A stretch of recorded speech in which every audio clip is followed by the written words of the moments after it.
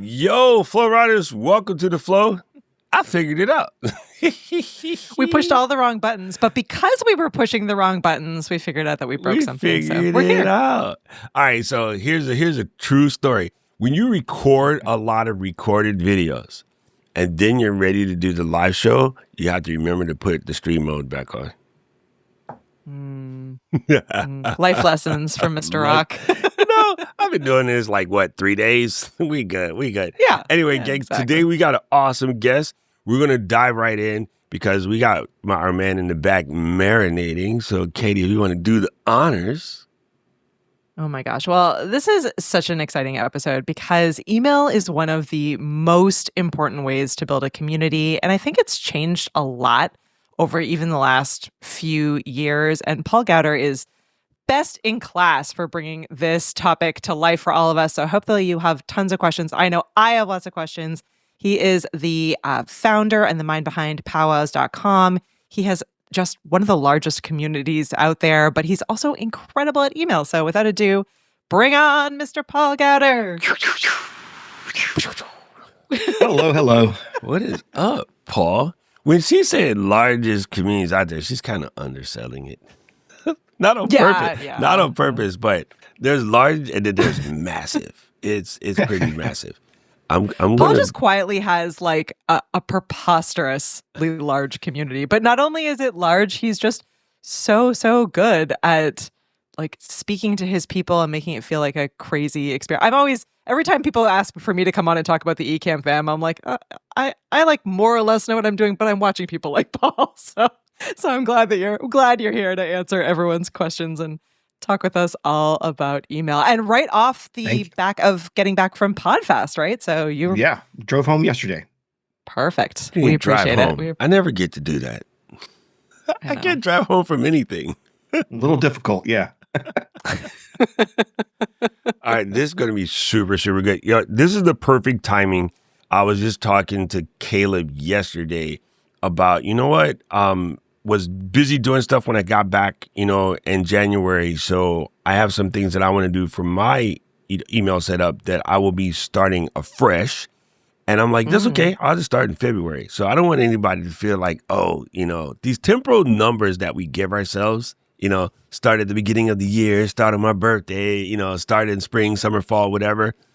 You know what? Time is relative. I don't know if you guys remember that dude, with the time is relative thing. He had the weird haircut. You can make the first of whatever. You can make tomorrow, which is the 21st, the first. It's the first of the 20. So you can start whenever. Tomorrow can be the first day. Don't feel like you're bass backwards or something. Just dive in. Legit, give yourself that grace. Okay, let's go, Paul. What's the first thing we're going to ask Paul? Go ahead, say something. I was going to say I love that because I actually sent my newsletter to my community out today, and that's one of the things I talked about is I got sick, right? And I still have a little bit of a cough. I got sick right after New Year's, Christmas time. And so my whole beginning of January has just been blown up. And I don't feel like I've started the year yet. I have all these projects and all this stuff written down that I wanted to do. And I don't feel like I've started my year yet. So one of the things I was putting in my newsletter today is I finally feel like this week is the start of 2026 for me. So I'm just, today is January 1st and let's go. Right. See, I love that. Today Start where January you can. 1st. Get in there wherever you can get in there. Okay, so go ahead, Katie. I just want to kick off with a little bit of a reset since we're starting fresh. We're pretending it's January 1st, which I'm on board with.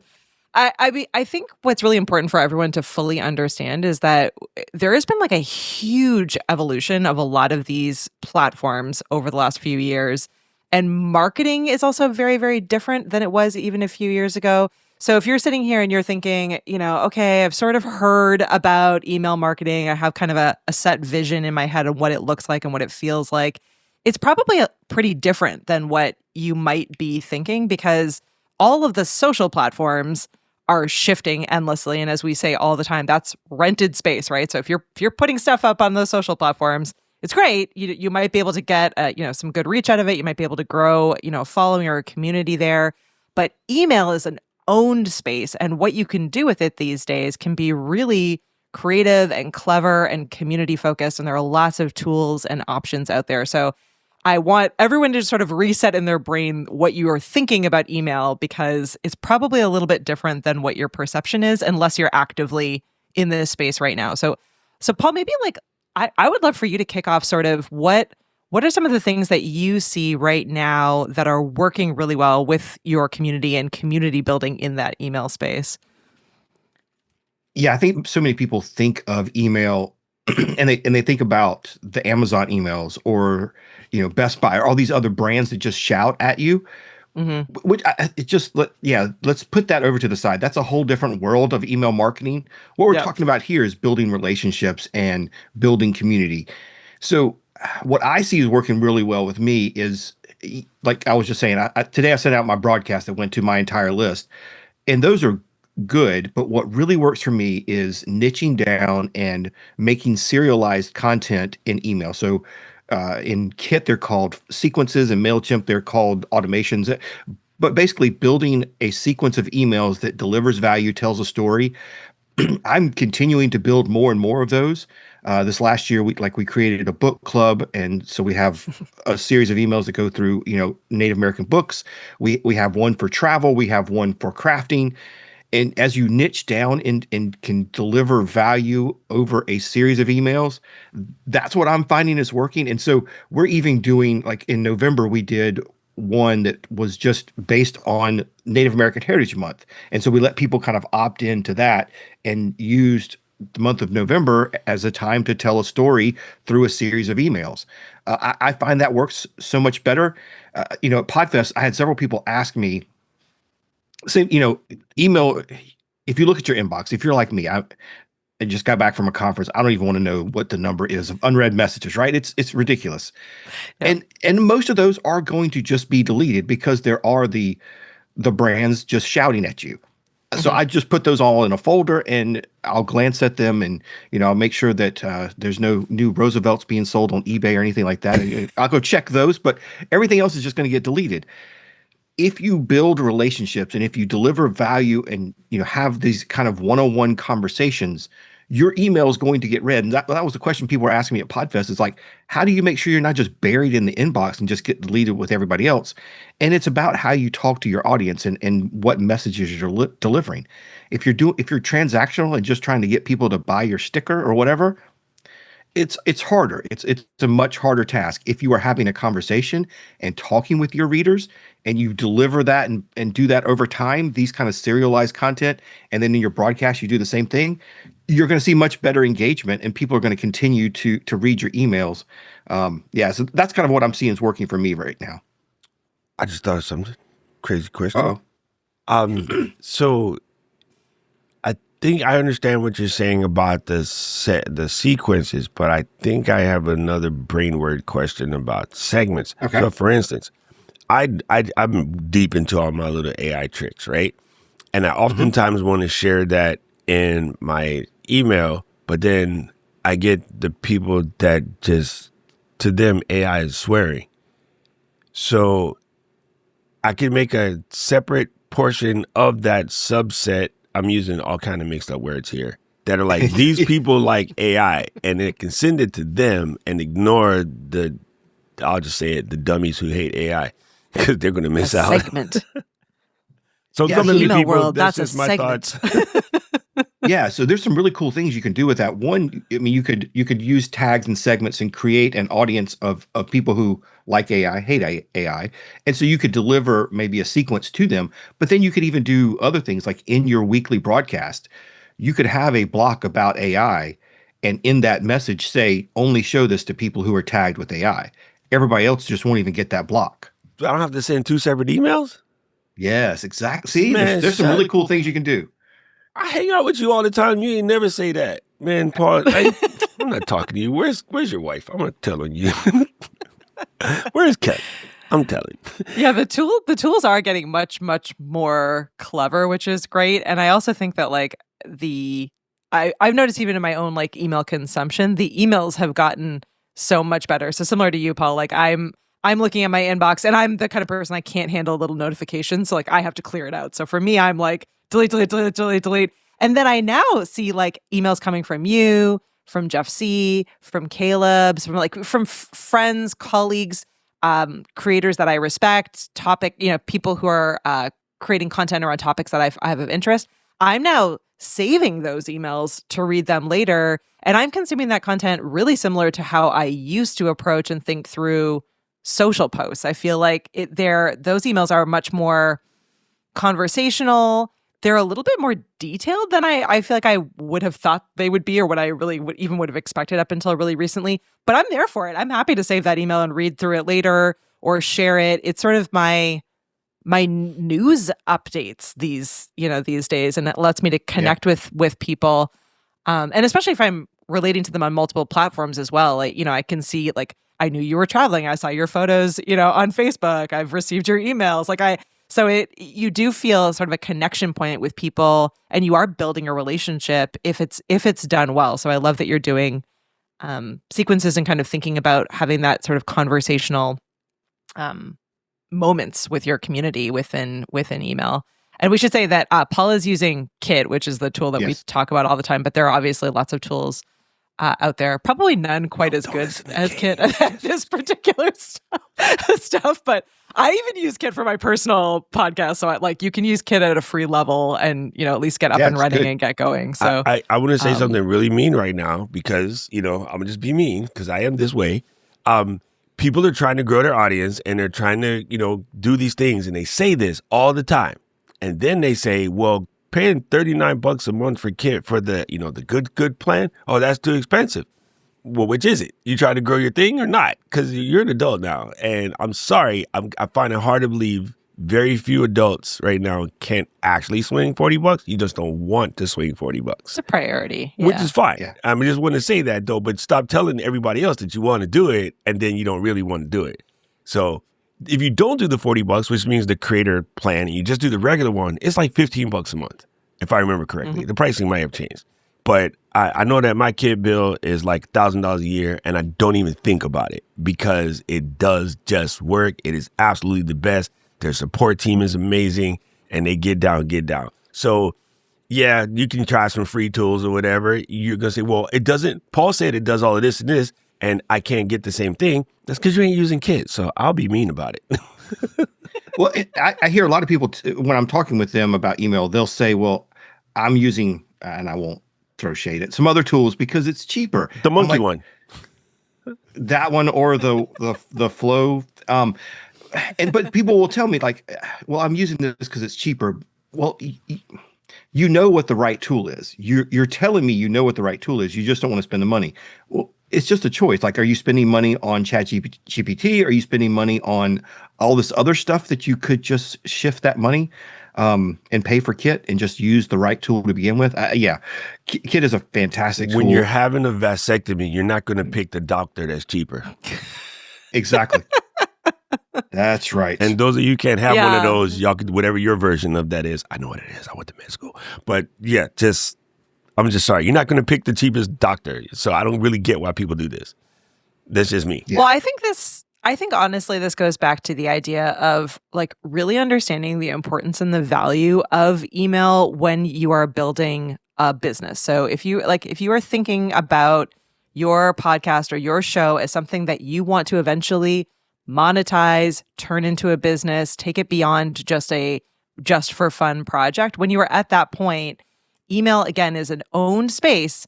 And it is a direct connection point with your community, with your audience, right? So if you're thinking about eventually bringing in sponsors, starting up a Patreon, having a membership, those email subscriber numbers matter much more than views on your video, downloads on your podcast, all these other metrics that we are chasing and going after, because that is the actual direct connection point. So that you can directly reach 25 people, 100 people, 500 people, whatever the amount of people are on your email list. So that's a metric that should be the most important one to you, is who are the actual people that you are able to reach with your content. So we got I think it is really important to keep in mind.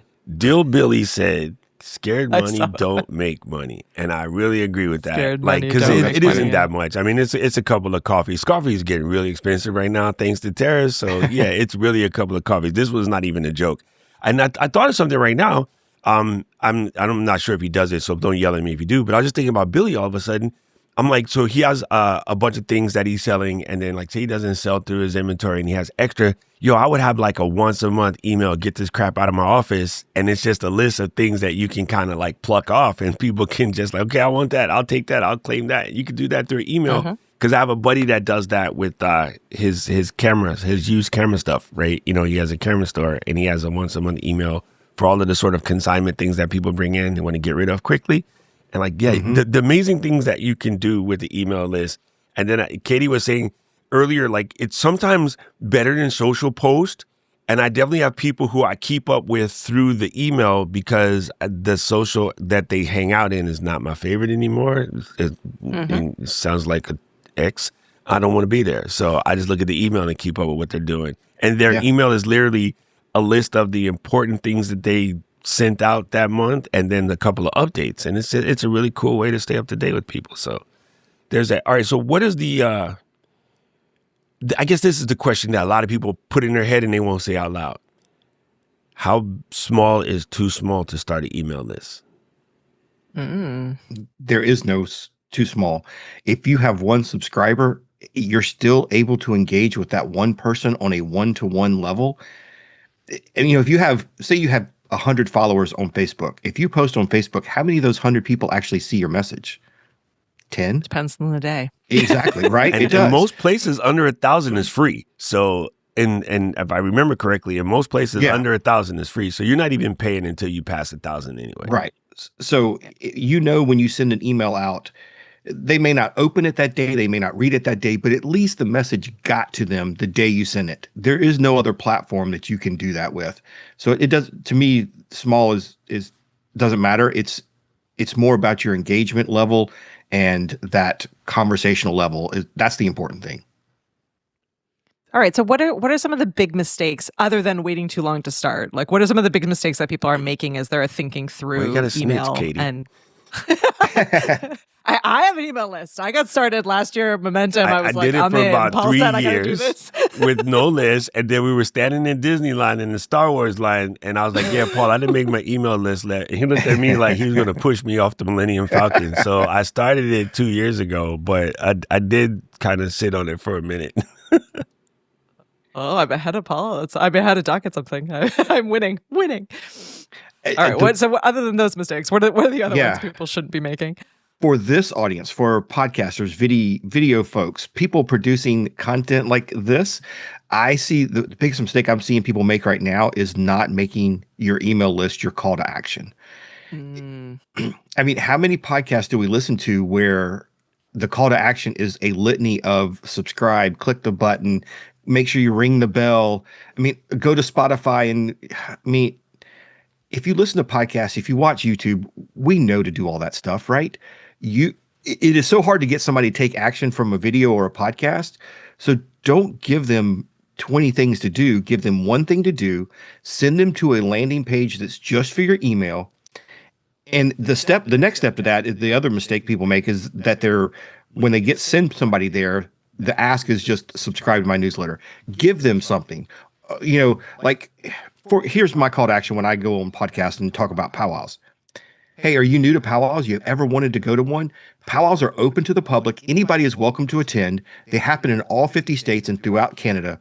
All you have to do is go to powwows.com/powwow101. I'll send you a free series of emails that'll tell you all the do's and don'ts, where to find them, and how to go and be educated when you get there. That's a podcast call to action. That's something that people are going to stop and go and do, and you'll build your list that way. I'm missing that point. I will admit that. So I have my list set up and I've changed my call to action to only being my email. And now I have that in every single episode of my show. And I'm feeling really proud about that. But I still haven't figured out a good, still bad at that line. Like you did that so brilliantly because you've clearly done it a ton. But I need to build that. Sis, I need to build that out. I got you. Well, you still say sis when it's your boss? Boss. I got you. I got you. Boss, sis, that works. Listen, you know the list that we made of the movies you guys have to cover? Oh yeah, I do have my movie list, which is now these days a bit of a joke. Broken down into genres, and you don't even have to score them yet. be like, we're going to have like a beach blanket bingo card or something to see how many of these have you seen? How many have you gone back and watched recently? And then even we'll come up with like an old movie challenge. Go and pick out 5 of your greatest, watch them over the course of the month, and then we're going to have a place for people to type back in the stuff that they watched. So you can either cover stuff that you did, or we might have to revisit something, because I remember the shows where we got at the end of 10 Things I Hate About You, and we still had so much to talk about, but that show was over. And we're going to bring that one back while we are traveling to England, because we can't record that week. Yeah. So you can have the community level. Oh, man, other people's stuff is easy. Doing my own stuff. Doing my own other stuff is people's different. Stuff is easy. But I would love to look at the list and catch things that we missed, or people, Josh and others, they have wonderful recommendations that I forgot about. They might be like, oh, you should go and check out the one where John Travolta thinks he's an angel, Michael, right? I might have forgot about. I just did forget about it. Now I remembered it, but I was like, oh, I got to go and check that, because it was good, but it was weird because it was different for John Travolta, and I remember sitting watching that going, all right, this was a little thicker than I thought it was. And you know what I mean? Like it hit in a weird way, right? Kind of thing. So yeah, I think there's a bunch of cool things that you can do with that. Oh, what's the sleeper movie, the underground thing that ain't nobody seen that you want to see if people seen it? Like David Carradine, Death Race 2000. My OG 80 people, they know what that is. All right. So waiting too long to start. Only starting email when you have something to sell is another one I'm sure that people make mistakes about all the time, right? What about overcomplicating tools and automations? So we've convinced someone to sign up for an email tool. We've got their sign up page, their kind of hook to get people in and joining. What now? What's the next first thing to build? What I assume a welcome email or something that welcomes them into the.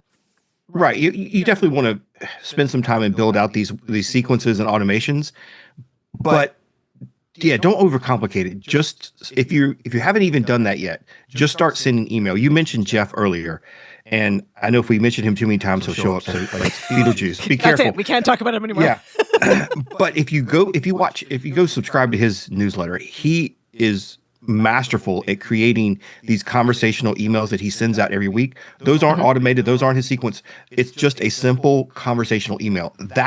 If you haven't done anything else, that's a great place to start. Stop waiting. Just click send. Even if it's just a few lines, just keep your audience up to date. Just hit the send.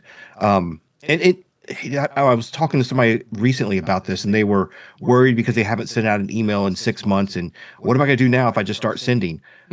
Say that. Write an email and say, hey, look, I haven't sent anything out in 6 months. I'm so sorry. I hope you're still interested. And send it.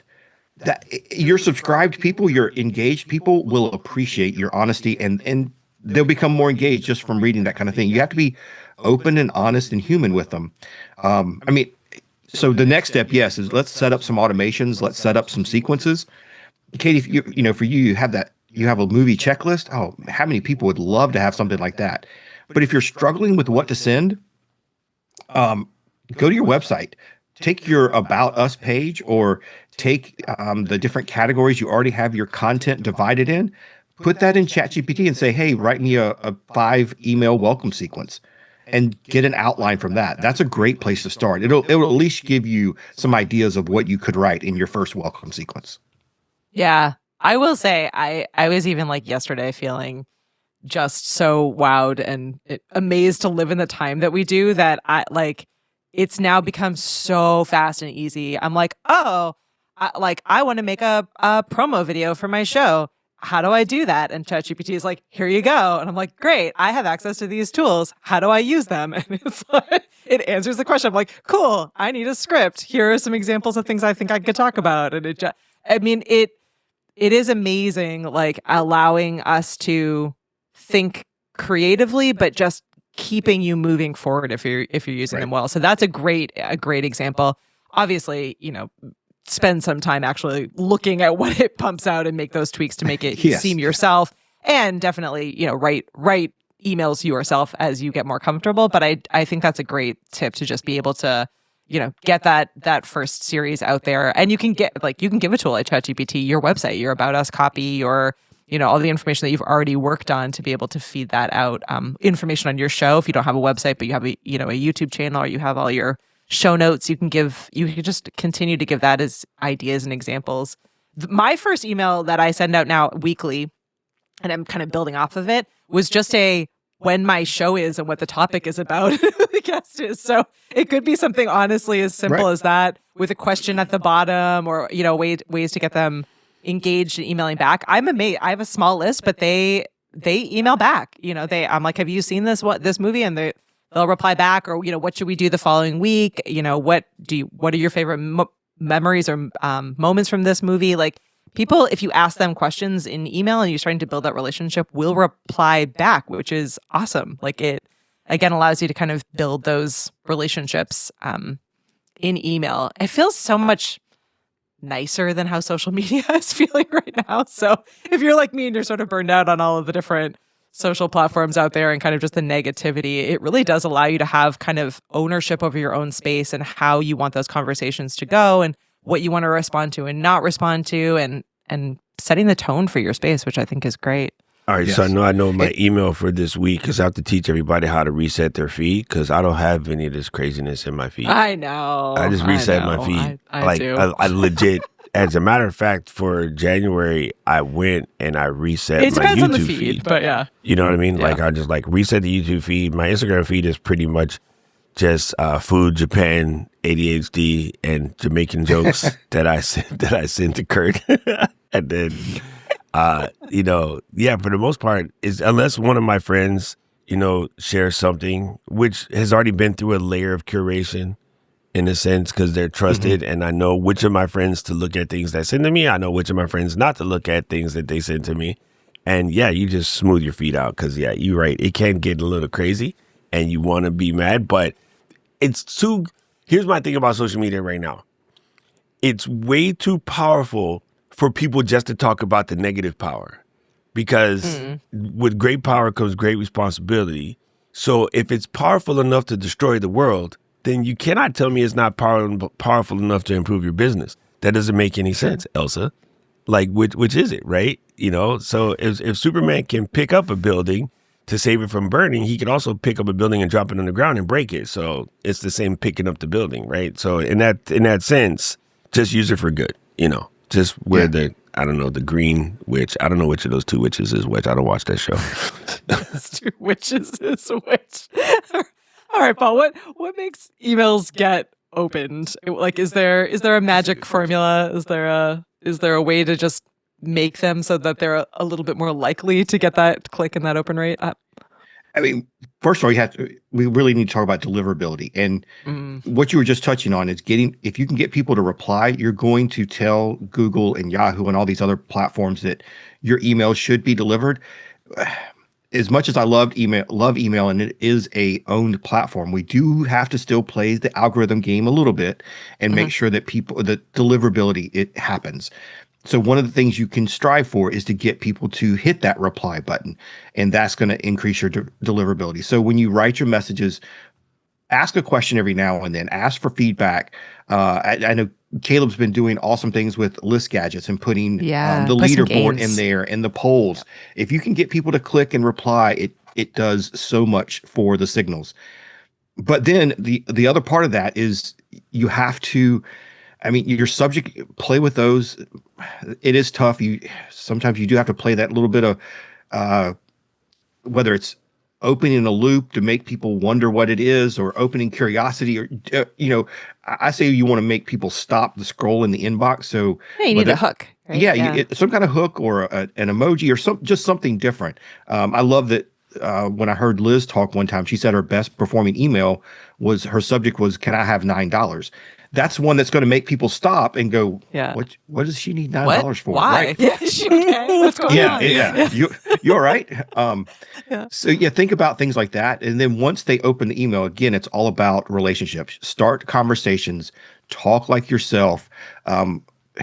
Like The one I sent out this morning was our weekly email. So most of it is like, here's the upcoming events, here's some articles we have on the site that you may not have seen, that kind of stuff. It's very back to that kind of transactional, like, here's the updates. I want you to click on all this stuff. But at the top is where I write my personal message. And that's where I talked about, hey, I just got back from Podfest. I feel like my year hasn't started. I'm being very conversational, very, very open, asking some questions and hoping that they'll respond and click reply then. And then they'll go and read the rest of the email too and click on those links. So it's all about building that relationship. And when you do get somebody to click reply, please, please, please write back to them. If they're offering your time, answer them. It is the thing that we have to do is that's one of those things that's going to differentiate us from other AI and all the other slop out there, is scaling the unscalable, and replying to everybody who writes you is one of those things you can do. It just takes a little bit of time, and it really does develop that relationship. That's super, super good. I was like trying to see what was it that I remember seeing Paul got from earlier. I can get 30% off powwows. I was like, I can't go nowhere. I just came back. I was looking at my email box. I haven't started though, because I was like, oh, this is really cool. And Paul, actually, I think in a nutshell, your emails are relatively simple. Like, they're not overcomplicated at all. Yes. But you have, cool stuff in there. And again, the book recommendations, I've seen some of the audiobooks in there, and I'm like, oh, this might be an interesting listen. So I think as long as you're providing something that people can take away, you're probably doing better than most. And I've totally seen people like, I get the James Clear email. He doesn't technically sell anything in it, but he definitely tells you at the bottom of the page that it exists. Because what happens is, with enough touch points, you get nosy. And you're like, oh, I wonder what their thing that they're selling looks like. And then you go in. So you don't actually even have to say anything if you're sharing good info and you got the open rates are good. You know what I mean? I think also it's up to us as a community to change the tone around emails, right? So yes, Amazon is obnoxious. Yes, Best Buy is obnoxious. Yes, some of these other guys are obnoxious. My airlines, they're really obnoxious. Oh, yeah. Okay, let me fix this. Now, here's the point. People. Now, everybody in the chat, pay attention. Tell me if this is true. My airlines is obnoxious as heck until they send me that email that tells me that there's a flash sale on a trip to Kyoto and I can buy a ticket for $450 instead of $1,400. When I see that one, I press it, I go in, I start trying to book. And so the funny thing about sales, and everyone loves to talk smack about, I hate being sold to. You're lying. Stop saying that. You do not. You only hate being sold to things that you really want to buy and you can't afford right now. And it just makes you mad that you can't swing it. Or you just don't need it at the moment. But when you catch one of those emails in your inbox from one of those irritating vendors who emails you way too much, and then they just happen to catch you on the 75% off sale when you got a little bit of extra cake for some reason, and then you run out and you share that with your friends, like, oh my God, the popcorn place that Jill made me buy too much popcorn is doing another fundraiser. I have bought so much more popcorn since the first one, I must confess. Jill, you jerk, because it ain't cheap to ship it to Hawaii. But when I get those, you know what I'm doing? I'm actually buying it. So it does work. And if we keep telling each other these lie, especially when we run businesses, telling each other this lie about, oh, marketing is bad and selling people stuff is bad. No, it's not. Because everything you bought recently that you really like, you probably bought because of some advertisement or some form of marketing, even if it's the word of mouth of your friend telling you to go and get it. So if you can't be good at business hating marketing. Let's just stop there. That's true. Yeah. I'm going to put my box away. It is a mindset shift, I think, especially in this space of email to, we say all the time in marketing that people buy from those who they know, like, and trust, right? So you are changing your mindset to, I am building a bridge with my customers and I am building that relationship so that they know me, they like me, and they trust me. So if you're starting there and that's the majority of the email and the content that you're building with your users, then yeah, it's way easier when it comes time for your sale or your offer or whatever it is you're trying to sell them on.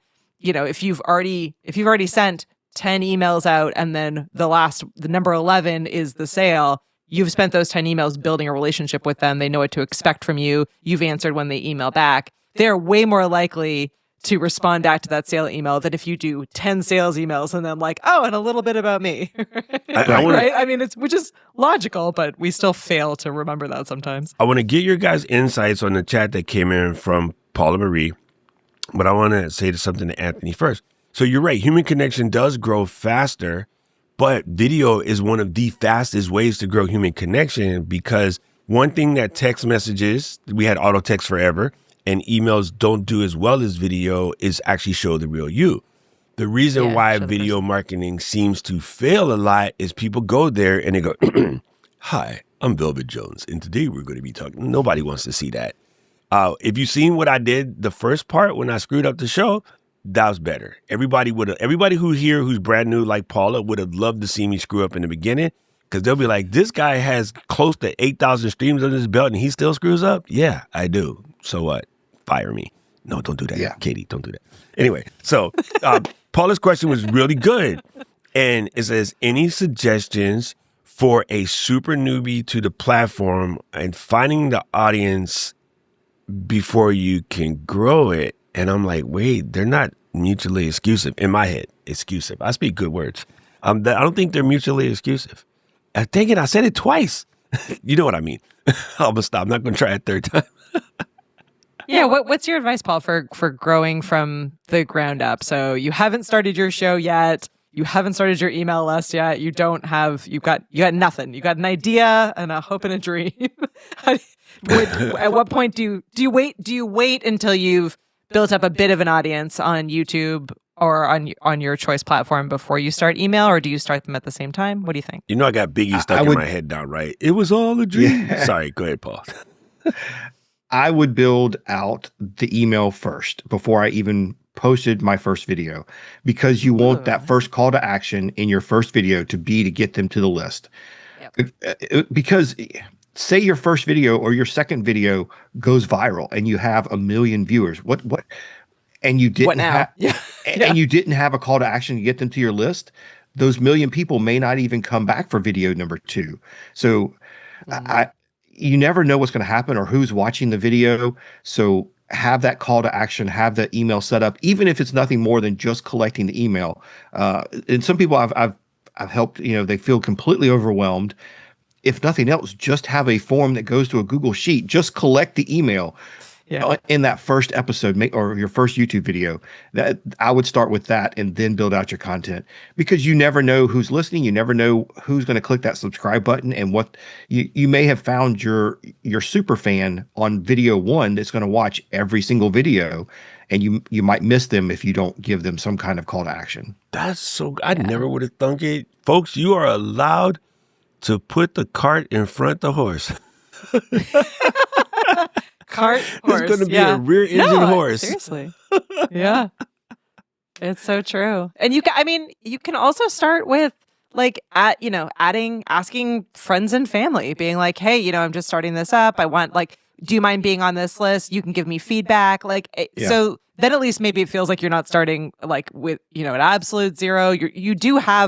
You as a person have some kind of network. So starting with the network that exists is always a great way to get up and running. You never know who. I never cease to be amazed at the people within my network who actually are way more interested in my content than I ever would have thought. I'm like, you don't want to be on my newsletter. You don't really like movies. And they're like, hey, what the heck? I like movies. I like to find the sleeper people who are using Ecamm that we don't know are using Ecamm because they don't really do anything in the community. They're a little too high profile, and they just know if they go in there, it's going to be an absolute S show. So they just don't say much about it. But then they run into a bubble where they need to find us, and they say something, and we're like, wait a minute. Seth Godin uses Ecamm? Yes, he does. He don't come in the group that much because, but the one day he showed up in the community, I felt like Facebook melted. Facebook was like, wait. Seth Godin uses Ecamm? It's like, yeah, I've been using Ecamm for about 10 years now. We're like, wait, what? I don't even think we knew, it was just one of those things. So you never know. And I agree with what you just said, Katie, and this is amazing. And I guess one more quick question. What do you say? I've been thinking about creating an email list. This comes from Caroline. I've been thinking about creating an email list, but I don't sell anything. What else could I use it for? I got ideas. I love this question. Love this question. So if you are a video creator, if you're a podcaster, use your email to build downloads and get more views. Katie has heard me talk about this before. I love my Thursday email that I send out. It's called my Throwback Thursday. For me, we're trying to drive people to our website, get them to read our articles. So every Thursday, I send out an email that just basically says, hey, we have a lot of content on powwows.com. You probably missed this article. Here's one on, the Native American museums in Oklahoma. I think you're going to like this. Make sure you check out this one. And here's a link. Super simple. If you're a podcaster, you could do that with your top 10 most popular episodes and direct people back to them. Because again, if somebody subscribes to you, and you're on episode 800 and they subscribe tomorrow, their chances are they're not going to go back and listen to all 800 episodes. But if you have some kind of email that says, hey, you should really go listen to episode 655 because that's one of my best ones ever, then you can resurface some of that and continue to get downloads and get views on your videos by just using your email to drive it back to your best content. That's good because you can do okay, so we put out an email about this episode and we can say, go back to episode 60 something, the last time Paul was on. If you didn't get enough of Paul this go around, we had him on, at a different time. And this is what we were talking about. And you can bring up that old episode. Really funny you say that. I started watching a show on BritBox called Shetland, and we started on season 9, and it was good. So now we're backing up, and we're watching the old seasons, and we're actually doing it backwards, which is weird, but it's still good because it's a really good show. And it's how do you make a show about nowhere? But they did, and it's amazing. And so, people do it all the time. And so the funny thing is, the things that people are thinking are these blocks, you have already been on the other side of that for other people who are just starting out, right? You've been on the email list for that new restaurant that just opened up in your neighborhood. You've been on the email list for this new company that just started because you bought an app, like I bought day one when the app first came out, right? That app's been out almost 15 years now, but I've been on the email list because I got in the day the app launched, right? So you know this already. You've already been there. You just got to remember that you've been there. It's cool. Yeah, you can get great ideas from other people's lists too. I'm constantly saving in my swipe folder, my little save folder ideas. There's this incredible newsletter that I follow called the 92, which is all about literally the year 1992. But one thing that they do all the time that I love, and I'm going to take and make my own, is they have a weekly this or that poll. And so it's literally just about what was your favorite TV show in the 90s? This show or this show? And then the following week in their email, they put the answers all of our listeners, or all of our people loved, Rugrats instead of Fresh Prince of Bel-Air, whatever it was. Oh, wow. But that's such a low lift for people. And it the whole newsletter is just nostalgia and getting people, remembering and thinking through, but they're building an email list, right? So they're able to then, if they wanted to, monetize their email list, right? They could put little ads in their newsletters. They could get, a sponsor for their content. They have some emails where they feature Amazon products that are 90s related at the bottom. Those are all Amazon affiliate links. So they're similar to what the question was. They're not selling anything, but they're building a community with their newsletter and with their email, and they're finding clever ways that are not damaging the relationship with their people, but allowing them to take in, some level of income off of it. So I'm constantly watching what they're doing because it's so simple, and I'm terrible at overthinking it. I'm I've got it. For me, it has to be the most complicated possible thing. And then I see an email like that. I'm that's so simple, right? Right. I can ask this movie or that movie, which do you prefer? That would be an easy segment in my email, as you were saying earlier, Paul, that I could drop in and drop out in different emails that would get people three Romeo thinking, and clicking, Juliets engaging. that came out in the 80s. Which of the 3 Romeo and Juliets that came out in the 80s is John Luke and Salmo? Let's just stop right there. But anyway, so I'm going to channel Jeff C for a second. What does the podcast to email repurposing workflow look like, or the YouTube video to email repurposing workflow look like for Paul?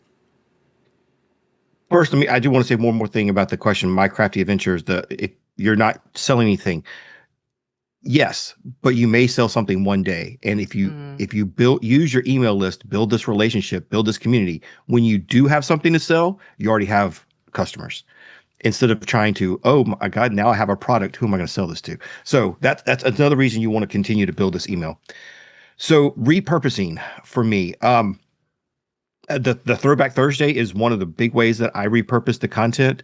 But I also do a lot of other sequences, like the one in November where we took people through all of our best content for Native American Heritage Month. That's where we repurpose a lot of things. And then two, we're playing with a lot of short form content now, and then using that in emails. Which is I meant to say this earlier too, which is another thing somebody's talking about. Growing your customers. I'm sorry, I'm bouncing around. Stream of consciousness this morning. So if you're first starting your emails and you're really working to develop that community and build that audience, put an audio or put a video clip in your newsletter as you talking with people. That will do wonders for building an audience and getting people to continue to read their emails. But yeah, so repurposing, for me, it's all about sequences. And so we're building sequences now on content pillars. So we're taking, again, like our book club, we have a ton of interviews and content about Native American authors, Native American stories. We're taking all of that and repurposing it into email lists. And you can do that with your podcast episodes, your YouTube videos. It is a great way to kind of bring that content back to the forefront. I really like the idea of I would go and make shorts. Going back to Paul and Marie, I would go and make shorts about, hey guys, launch this brand new YouTube channel. I'm building it out. We're going to be making, adjustments as we go along. One of the first things I want to do is invite you to the email. So here's the link to get to the email list, because that's going to be the best way to stand up. Because right now, the YouTube algorithm has no idea who I am. So if you like the content and you want to be straight up with them, right? If you like the content and you don't want to make sure you don't miss it until the algorithm figures out that I'm Paul Marie and I'm badass, I'm fitting to be here. Here's how you can make sure you don't miss anything. And then because it's a short, I'll post something similar to that every day for like a month. Like literally just play them suckers on repeat until people figure it out. I think the problem that people have with shorts, and I've learned this from Jeff, it's funny to say this because I still flinch every time I have to do it. But Jeff has been saying over and over again, I can send the same thing out 4 or 5 times a day because not everybody sees it at that time. Yes. And it's still hard for a person who's a YouTuber first to think of the concept of publishing the same video 5 times. But on the short platforms, nobody going to see them. So just put them out there. Just let them freaking go. And I posted a short yesterday for, I guess this is like day 6 of the 30-day challenge that we're doing. And immediately, like within 5 minutes, that video had like 700 views. Like legit in 5 minutes. And I'm like, how the frick? What? That don't happen. I could have ran across the screen naked and wouldn't have got that many views. I actually would have got unsubscribes. But it's just one of those things. You never know how the shorts thing works. Stop trying to figure it out. Just keep doing it. And then it just happened. So yeah. Yes. And selfishly, I just made my shorts, my playbook about raw first video, which means you don't need to script anything. Just talk on shorts. And I made it as a connection to my email list, and I posted it in the chat. And I told you guys, if you kept saying his name, he was going to show up. Now he's messaging me right now. So y'all stop saying Jeff's name. Oh no, that's the last time. God. Oh my God. See, I knew it. My bad, Jeff. Let me put Jeff back to sleep. Well, I want to, as we're nearing the end of this episode, I just want to repeat a couple of things that we've talked about just to hopefully drive it home a little bit. So again, like, you don't need a perfect welcome sequence, a complex funnel, a huge list, overcomplicated. You need a reason, a rhythm, and a relationship mindset. Right? So yes. The 3 R's of emails. You need to start, like everything else we were saying, and you can start with 0. We all start with 0. Everyone starts with 0. So start with 0 and start letting people know that you have a list. And Paul, I think honestly the most important, at least for me, the most important thing that you said on this interview and what always sits in my head is that's your call to action. That's the most important thing because that's your connection point. You can't trust someone who's going to listen to you and go back to your website. You can't trust that they're going to find you on social or that the algorithm is going to show you the content. But once you have their email, you can trust that it will end up in their inbox, and then you are more likely for them to open it and for them to engage with you. And you can send another one. You can, you have the potential to be in front of them in a conversation and in a way that is unlike any of those other platforms. So as creators, as podcasters, as video people, like that's the play. That's the CTA. That's the one simple thing that we should be saying over and over and over again is, and then obviously deliver on that, create content and create value in your emails so you're not the obnoxious friend that's just sending endless emails and endless messages out, but that aren't helpful. But I think that's the voice that's been in my head for the last year or more, that, every time I chat with you, every time I talk with you, it's like, oh no, that's the important part. Like really just setting that intention and getting in that habit of saying, this is how you connect with me. This is how you find me. You need to be on my email list. You need to be on my email list. And don't let, I know so many people get hung up. Another point of friction. Don't worry about trying to create some perfect lead magnet, this beautiful PDF. Just write it out. Just make it text-based. It probably is going to get better engagement instead of a PDF. Like Katie, your movie checklist is going to be an incredible PDF, and I want a copy of that because I want to check off the movies as I watch them. But if my email list. If you just wrote it out in an email, that's going to be valuable too. So don't get hung up on all this stuff having to be perfect. The cool thing about email sequences, you can change them at any time. It doesn't matter. Just start sending. Just click send. Just start writing and click send. Yeah. I just realized, and I made this thing like a week ago to get ready for a patch challenge. And the video is not a video. It's me holding a blank book for like 60 seconds and using it as a freeze frame. And I stretched the freeze frame out for 60 seconds and posted it as a unlisted video. For the whole idea of going back and recording the video later, I didn't do that yet. So it's still, when you get there, there's a YouTube button and it looks like you can play it, but the video is literally 60 seconds of a still frame of me holding the book because it's the, short form video, playbook. And it really, I just came up with like, these are 10 videos you can make no matter what your subject are. You don't need a script. You probably already know this stuff by heart. Your deep cuts, you actually know them by heart.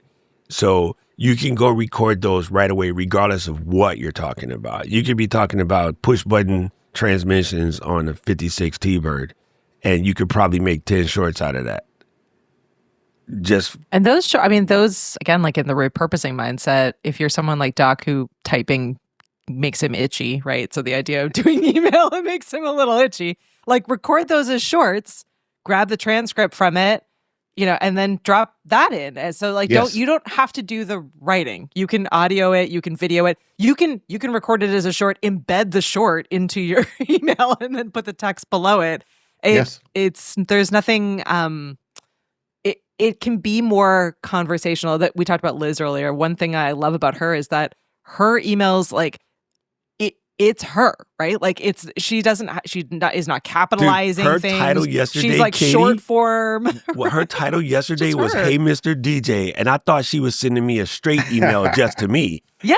I was like, "Freaking Liz, you jerk, you got me."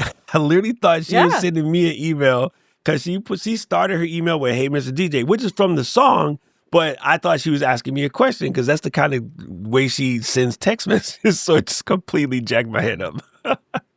Yeah, right. So you can be. I've been talking a lot about this idea that this year, at least for me, is this very freeing experience of, actually, what people really care about right now is connection and is community and is people being people. So how freeing. Like, it's okay. You can make some spelling mistakes and typos in that email. You can talk how you want to talk. You can show up live, imperfect and all. You're building something. You're building something that is human, which means that it is probably flawed, and you're going to get better every single time you do it. And bringing people along on that journey is what makes you and what makes that experience real for everyone. So we can all give ourselves permission to just be ourselves in these spaces and show up that way consistently, because it does work. We've had so many people on that are living proof that it does work. Paula is a great example of this. You have a huge community. It works. It's just simple simple steps, right? It Yeah. seems hard, but it's not hard. It's just simple. It's simple steps in setting up the structure I think we and should moving define forward. huge real quick, just so that people understand. Paul, what was the biggest live stream last year? Gathering Nations, I think we hit between 8 to 10 million viewers. There you go. When we say biggest, I want people to not that actually big a deal. hear it. I want people to hear it because I don't think they understand. It's like people like to talk about $1 billion. Nobody has an idea what $1 billion looks like. You heard the number, but you couldn't do the math. And even though you're good at math, most people can't do the math to figure out what $1 billion really is. They just hear the word all the time. And so when they say the national debt is $3 trillion, I'm like, what does that actually mean to humans? You don't know. That's like a money the size of a mall. You could be in cash and you're just hitting $1 trillion in a mall, in a big mall, like a J.C. Penney's type mall. Actually, they went out of business. Anyway, you got the point. What is a mall? Yeah, I wanted people to hear that number, right? Like when they say big, like it's massive, massive. All right, so we're gonna do a cheat code real quick to finish this show out, okay? Because I want to let people know about the repurposing thing because we already woke up Jeff, and so here we're gonna get a clean postable short right now at the end of the show without doing any work. So Paul, if you have anywhere between 60 seconds and 3 minutes to give somebody that this is the only time I can talk to you about email, what is that Paul Gowder advice? Oh, now you're putting me on the spot. God, email is, for me, email is the cornerstone of my business. It is the backbone of my business. It is where I engage with my audience the best. So regardless of where you are in your business, if you haven't started an email list, start it now. Use it as a way to engage, to be yourself, to be authentic, to be human, and just start sending emails. I love building email sequences, and I think that's where you can really build the best relationships. So figure out ways that you can niche down, have content pillars of information you can send out in sequences. You will find that engagement, that readability, that coming back will be much better. And if you want more about that, here's my call to action, paulgowder.com/email tools. I'll show you how I grew my list to 100,000. Bingo! Hit that applause button, fam? Doc. I don't even have the AI to cut that short. It's already cut. When I finish this, I can just send it to Katie and be like, Katie, post this. This is so simple. So The simple. work It's is like everybody. I really done. believe that people overthink the idea of getting these shorts. Just do them live. Nobody cares, bro. Like we just did it. Nobody say, hey, Doc, don't do that again. And the only person who would say that is Rich, and then he needs time to type it. So there you go. Flow Riders, this has been epic, and I feel like it's been way too short. We need to have like the 2-hour Paul episode where we just go 2 hours without talking about Jeff. Yeah, it's true. It's true.